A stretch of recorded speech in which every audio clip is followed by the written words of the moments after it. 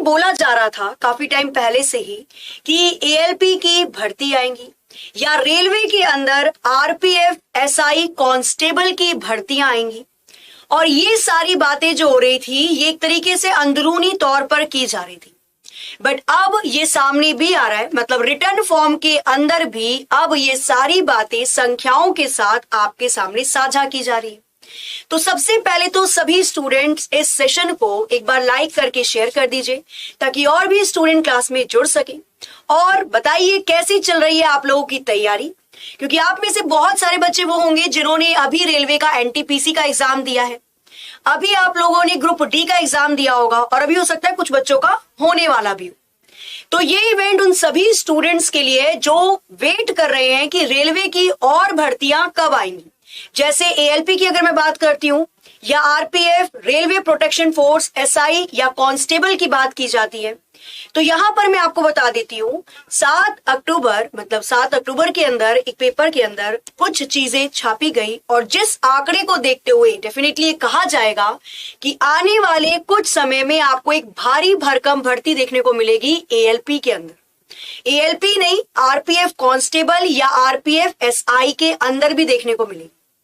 तो जैसा कि आपको यहाँ पर दिख रहा होगा कि छत्तीसगढ़ के अंदर, मतलब छत्तीसगढ़ के पेपर में ये न्यूज आई कि रेलवे 5 महीने में करेगा 7,000 भर्तियां, देश भर में 1.5 लाख भर्तियां होंगी। मतलब अगर हम बात करते हैं केवल और केवल छत्तीसगढ़ के अंदर, तो यहाँ पर 5 महीने के अंदर 7,000 भर्ती होंगी। और अगर ऑल ओवर द इंडिया की अगर हम बात करते हैं तो पूरे भारत में, पूरे देश में 1.5 लाख की भर्ती अगले 5 महीने में देखने को मिल सकती है। साथ ही इसके अंदर आप देखेंगे तो दस्तावेज समेत सभी प्रक्रिया निर्धारित समय पर होंगी, क्योंकि रेलवे अपना एनटीपीसी करवा चुका है, अब तो खैर फॉर्म में आ गया है। अभी आपने देखा होगा ग्रुप डी का भी एग्जाम रेलवे ने करवाया, और ग्रुप डी अभी कुछ टाइम बाद ही, मतलब मुश्किल से मान के चलो 1 महीने के अंदर अंदर ही पूरा का पूरा कंप्लीट हो जाएगा। तो अब सरकार के द्वारा बोला गया था कि भाई जैसे ही मिशन मोड लागू हुआ, मिशन मोड में ये बोला गया कि अब टोटल कुल मिलाकर 10 लाख भर्तियां करवाई जाएंगी। अब 10 लाख के अंदर अगर आप देखो तो सबसे ज्यादा जो भर्ती निकलती है या वैकेंसी निकलती है वो रेलवे के अंदर ही निकलती है, चाहे ग्रुप डी की बात की जाए, चाहे एनटीपीसी की बात की जाए, चाहे एएलपी की बात की जाए, या फिर आरपीएफ एसआई कांस्टेबल की बात की जाए। तो यहां पर हमने एनटीपीसी ग्रुप डी को तो देख लिया, अब जो पोस्ट आपके बचेंगे उन पोस्ट को भरने की भर्तियां निकलेंगी, क्योंकि इसके अंदर ये बोला गया कि इंडियन रेलवे अगले 5 महीने में भीतर, यानी अप्रैल 2023 से देश में, पूरे देश में प्रमोशन करेगा। मतलब प्रमोशन किए जाएंगे उन लोगों के जो अभी तक एक पोस्ट में प्रमोशन करके वो ऊपर जाएंगे। जब उन व्यक्तियों के प्रमोशन हो जाएंगे तो आप जो जगह है वो तो रिक्त हो जाएगी, खाली हो जाएगी, तो उन रिक्त जगह पर भी ये क्या करेंगे, वैकेंसी निकालेंगे, भर्ती करेंगे, क्योंकि इनको मिशन मोड के तहत सारी की सारी भर्तियां फिल करनी होंगी। साथ ही में बोला गया 3 लाख से अधिक पदों को भरा जाएगा, जिसमें 1,52,000 नई भर्तियां होंगी। मतलब अभी जो भर्तियां आपको देखने को मिलेंगी रेलवे में वो 1,52,000 के आसपास होने वाली है, जिसमें तकरीबन छत्तीसगढ़ में 7,000 होंगी और अलग अलग तरीके से यहां पर दी जाएंगी आपको, जिसके अंदर उत्तर रेलवे में खाली होंगे 1,106 पद, मध्य में 982 पद, पूर्व रेलवे में 788, दक्षिण मध्य में 744, ये टीटी पर खाली रहने वाले पद। तो कुल मिलाकर ये बात है कि देखो यहां पर अब जो चीज अभी तक अंदर ही अंदर चल रही थी डिपार्टमेंट के, अब वो बाहर आई है, और इन 5 महीने के अंदर अंदर आपको कम से कम 1.5 लाख भर्तियां देखने को मिलेंगी रेलवे में। तो अब जो आपने पढ़ा है एनटीपीसी के अंदर, रीजनिंग आपने पढ़ी, मैथ्स आपने पढ़ी, जीके जीएस आपने पढ़ी, आपने पढ़ा ग्रुप डी के अंदर, रीजनिंग पढ़ी, मैथ्स पढ़ी, जीके जीएस, साइंस भी अच्छे लेवल की पूछी गई थी।